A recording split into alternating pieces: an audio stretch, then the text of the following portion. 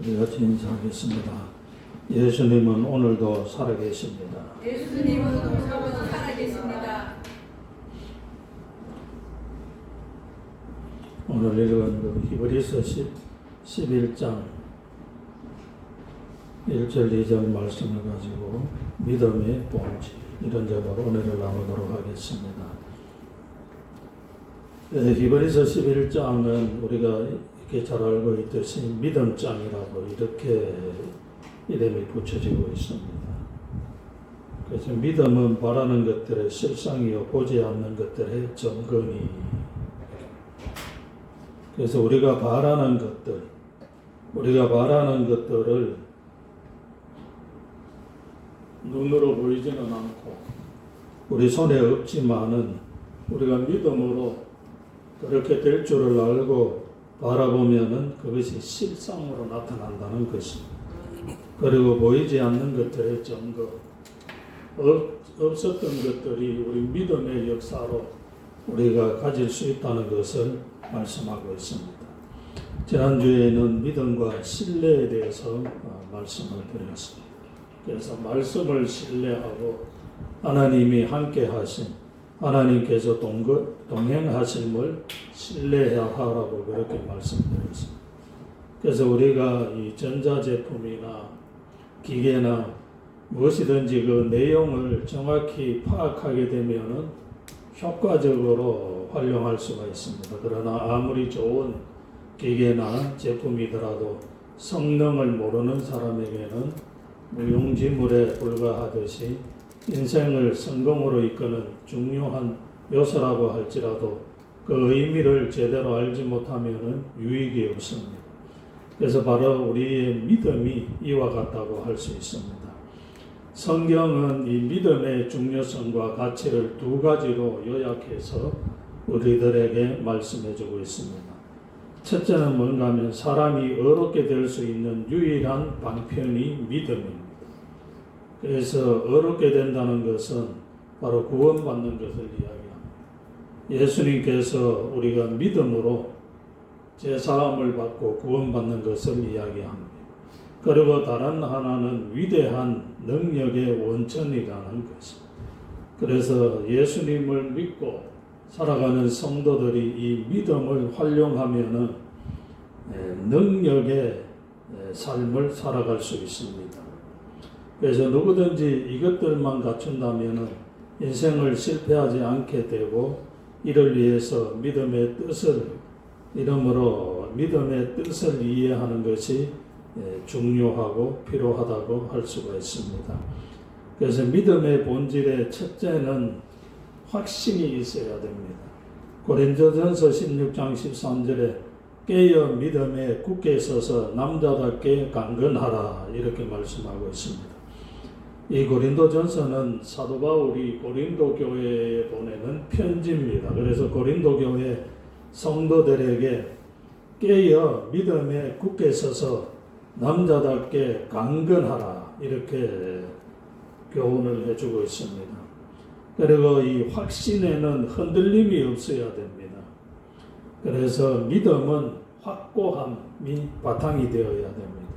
쉽게 흔들리고 동요하는 것은 믿음이 아니라고 할 수 있습니다. 우리가 잘 아는 노아는 방주를 만드는 과정에서 여러 가지 어려움에 직면해 있었습니다. 그래서 하늘은 멀쩡하고 날이 쨍쨍한 날이 이어지고 있는데 하나님께서 홍수가 난다고 큰 배를 만들라고 그렇게 노아한테 이야기를 했습니다.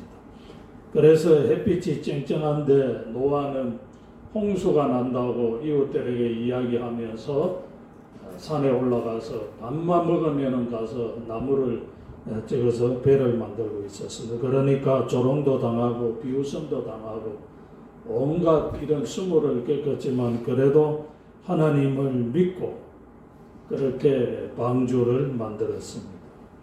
그래서 이런 노아는 이런 해방과 이런 조롱을 당했지만은 하나님께 대한 믿음이 있었기 때문에 굴하지 아니하여 하고 끝까지 끈질긴 게 그렇게 하나님 말씀에 순종해서 배를 만들었습니다.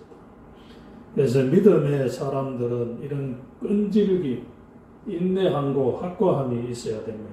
어떠한 방해나 주변 역견의 열악함에 영향을 받지 않아야 됩니다. 성도들 가운데는 환경의 변화에 지나칠 정도로 예민한 반응을 보이는 성도들이 많이 있습니다. 이것은 왜 그런가 하면은 믿음에 대한 확고함, 확신이 없기 때문에 그렇습니다. 믿음에 굳게 선 사람들은 데살로니가 교인들이나 시한부 종말론자들처럼 쉽게 동심하고 흔들리는 일이 없습니다. 그 주초가 영원히 흔들림 없이 굳건하게 있는 반석과 같은 그런 믿음을 가지고 있기 때문에 그렇습니다. 어떤 이유로든지 흔들리는 것은 믿음이라고 할 수가 없습니다. 믿음은 흔들리지 않아야 하는 확고함이 있어야 됩니다. 그리고 이 확고함에는 의심이 없어야 됩니다.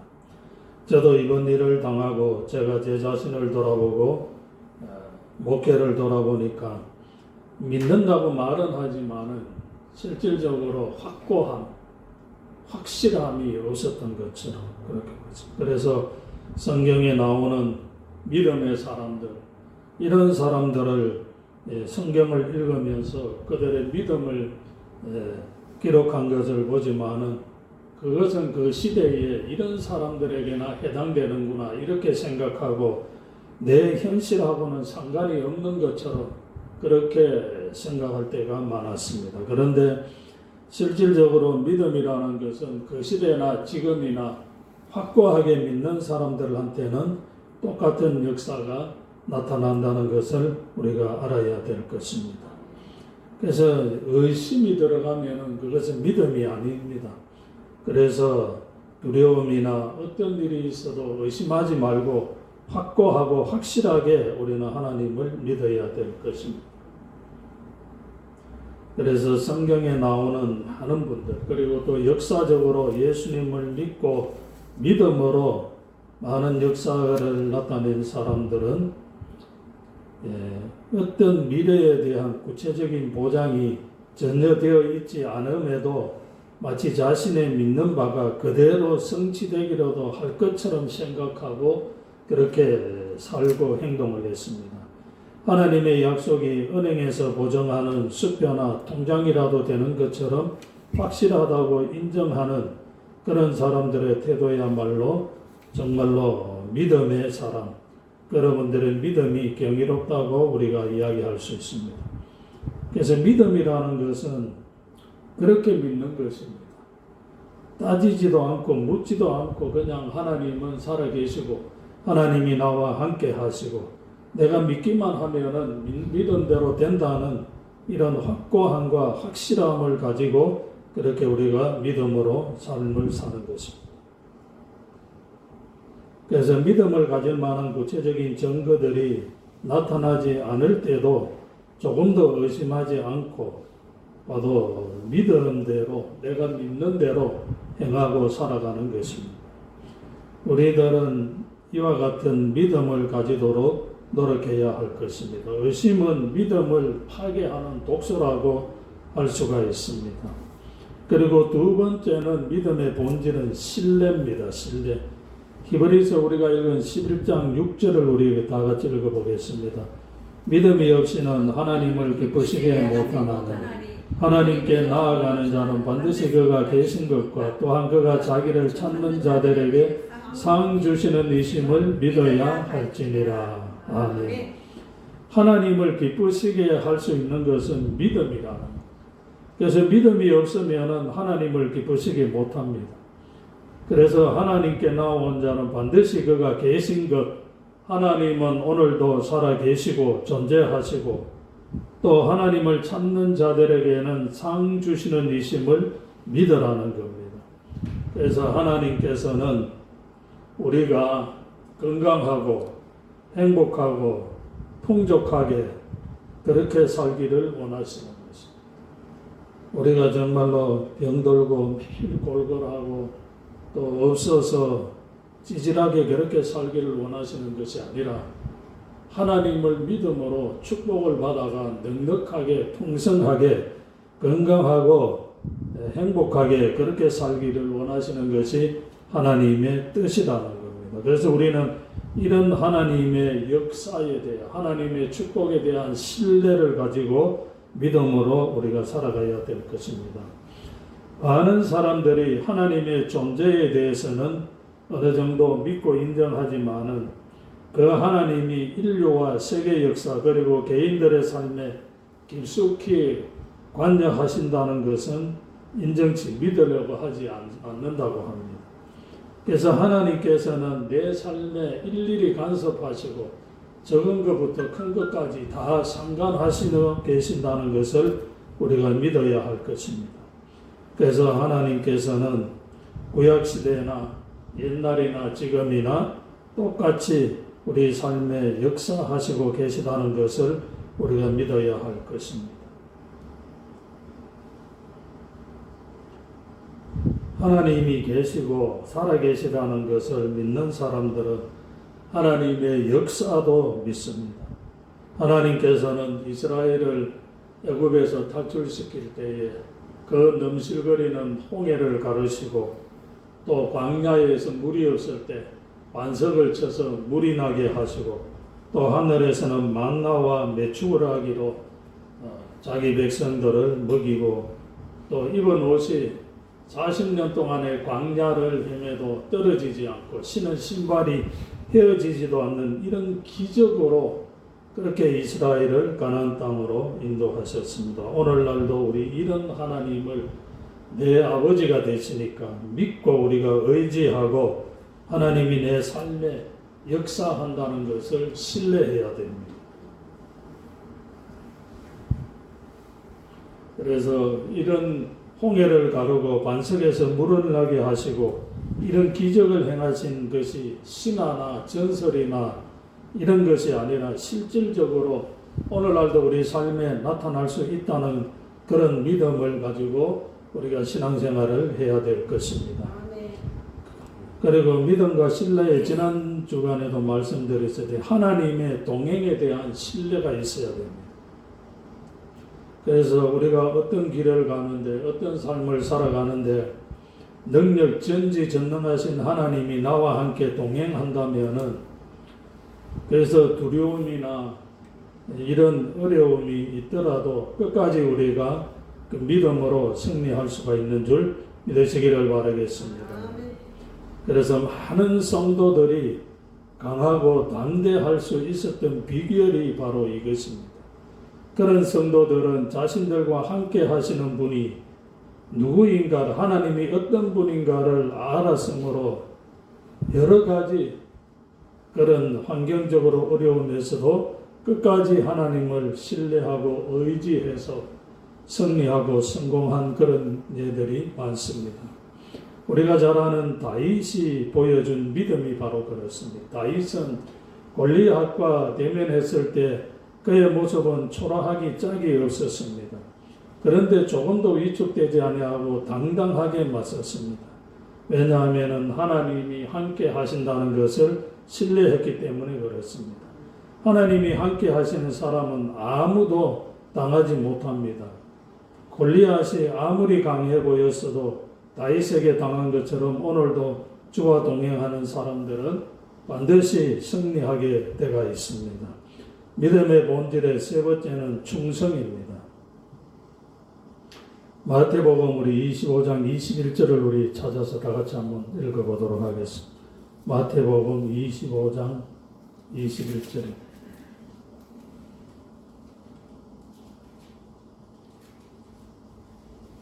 마태복음 25장 21절 우리 같이 읽어보겠습니다. 그 주인이 이르되 잘하였도다 착하고 충성된 종아 내가 적은 일에 충성하였으니 내가 많은 것을 내게 맡기리니 내 주인의 즐거움에 참여할지어다 하고. 아멘. 이 달란트 비유입니다. 그래서 이 달란트 비유를 우리는 이해를 해야 됩니다.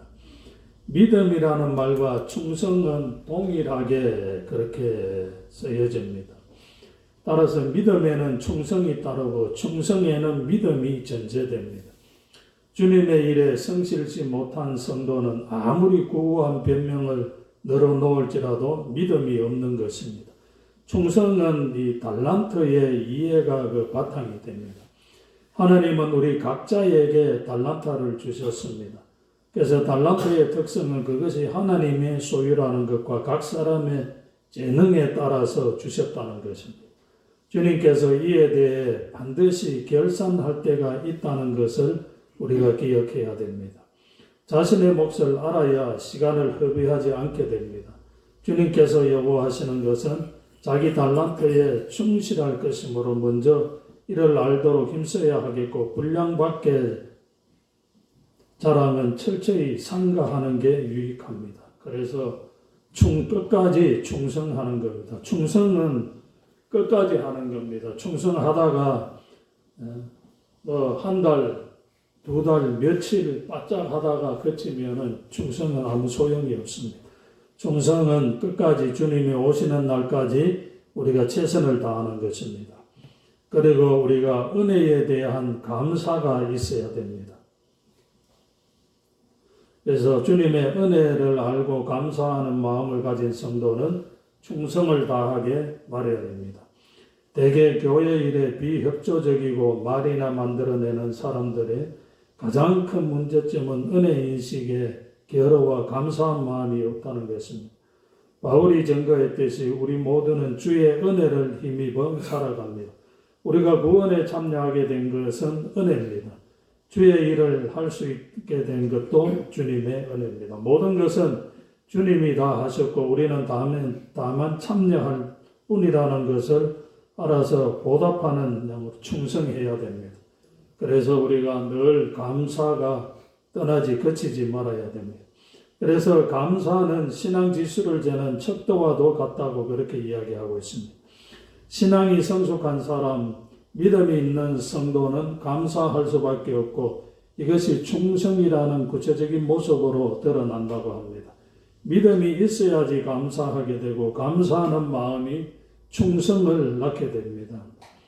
결론적으로 말씀드리면 믿음에 관해 말한다고 모두가 믿음에 있는 게 아니듯이 믿음이 있다 하여 그 의미를 모든 이들이 이해하고 있지는 못합니다. 그래서 교회 교육의 중요성이 제기되고 있습니다. 다수의 사람들이 믿음이 지닌 뜻도 모르면서 믿음을 말하고 있습니다. 그래서 믿음은 우리가 끝까지 하나님을 신뢰하고 의지하고 하나님께서 내 삶에 역사하신다는 것을 우리가 믿는 것입니다.